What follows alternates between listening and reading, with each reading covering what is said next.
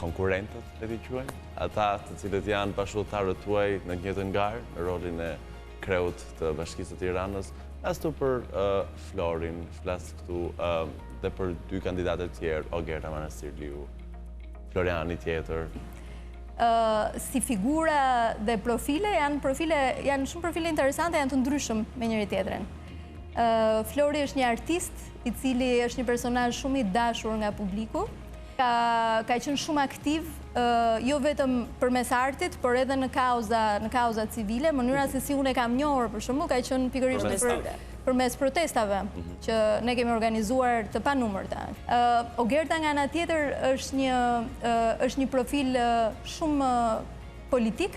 Është një grua që në fakt, edhe pse ka qenë shumë kohë në politik, nuk ka një profil tërësisht partjak, ka një profil më shumë teknik. Në këto rrethana ju e shikoni pozitive këtë gjë?